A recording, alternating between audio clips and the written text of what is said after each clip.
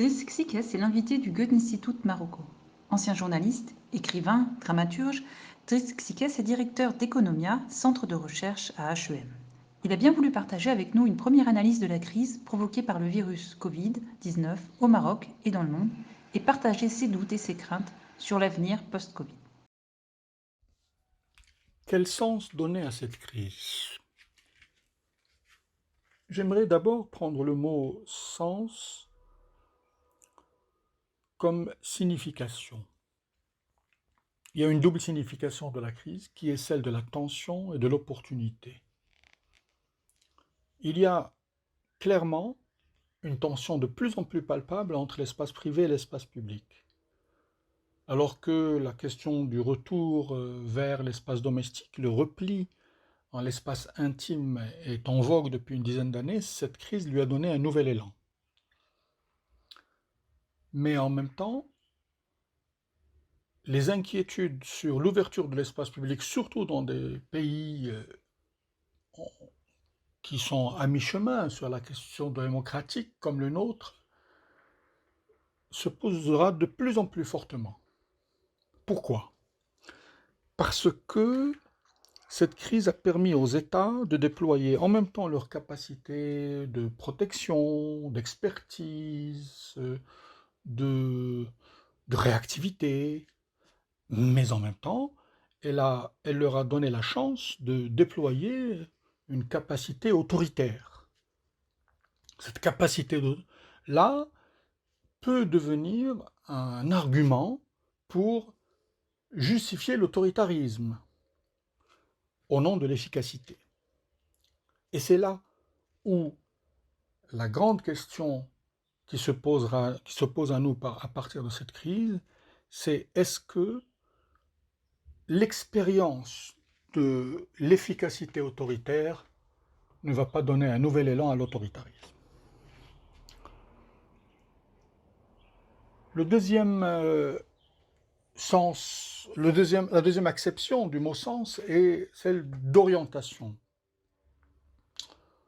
Et l'une des orientations les plus importantes que nous donne cette crise, c'est la possibilité de retour de l'État-providence.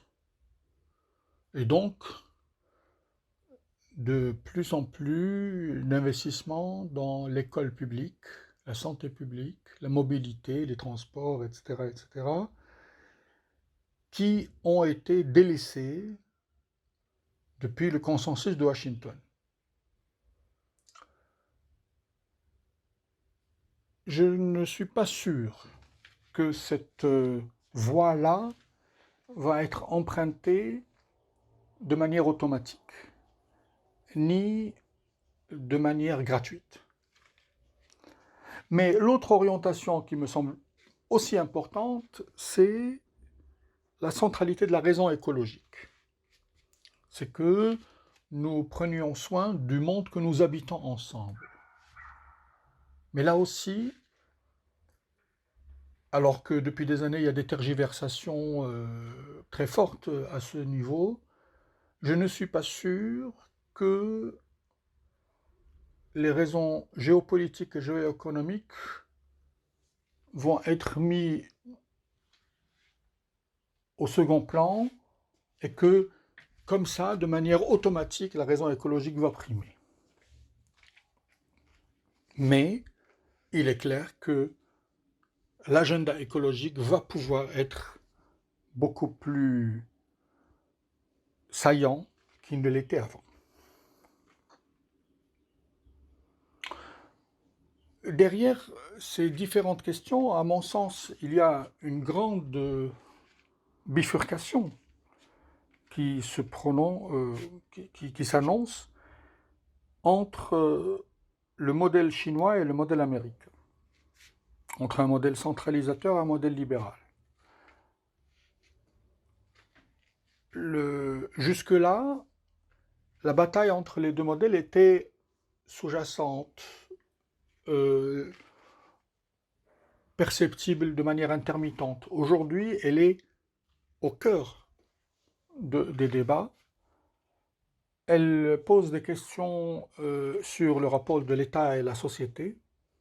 Elle pose la question de la surveillance. Elle pose la question de l'efficacité d'un État vis-à-vis des individus. Est-ce qu'il les protège mieux lorsqu'il les surveille plus ou pas?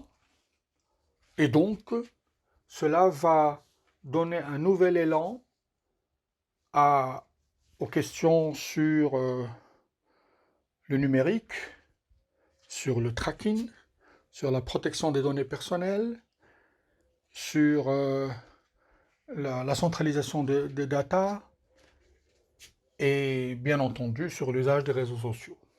Des États comme le nôtre qui sont des petits États, qui sont pris en étau au milieu de tout ça, qui hésitaient parfois entre les deux extrêmes, vont être mis à rude épreuve.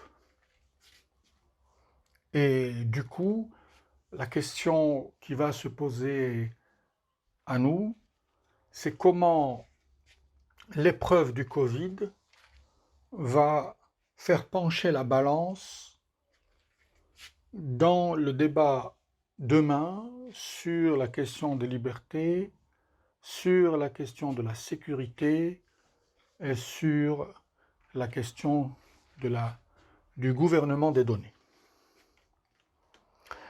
Évidemment, l'issue de tout ça n'est pas encore pensée d'un point de vue gouvernance mondiale. Elle n'est pas entre la crise de l'ONU et celle de l'OMC.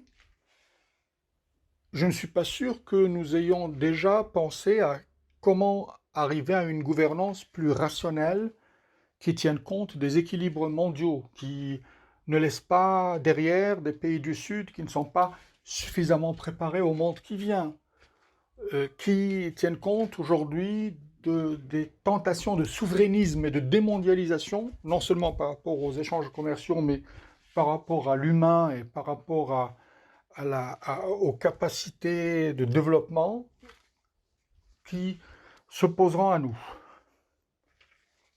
Et donc, la seule issue pour le moment qui est réfléchie était au niveau des sociétés et des individus. Les individus aujourd'hui vont de plus en plus, en tout cas je parle à partir de ma sensibilité, trouver refuge dans la littérature et les arts et la création. Parce que dans un monde qui risque de se standardiser de plus en plus, les lieux d'expression de la singularité deviennent vitaux. Et il va falloir veiller à les préserver, à les renforcer. Et la deuxième chose, c'est la vigilance critique et la vigilance citoyenne, parce que si la crise de la démocratie libérale risque de donner lieu à de nouvelles formes d'autoritarisme, il faut absolument réactiver la question de la démocratie participative et directe, lui donner un nouveau souffle et lui donner un nouveau sens. C'est un peu ça les réflexions que je voulais partager avec vous, que cette crise m'inspire. J'espère qu'on en sortira grandi, mais je reste persuadé que la sagesse que nous pouvons avoir devant la peur de la mort ne se renouvelle pas lorsque la pulsion de vie reprend ses droits. Merci.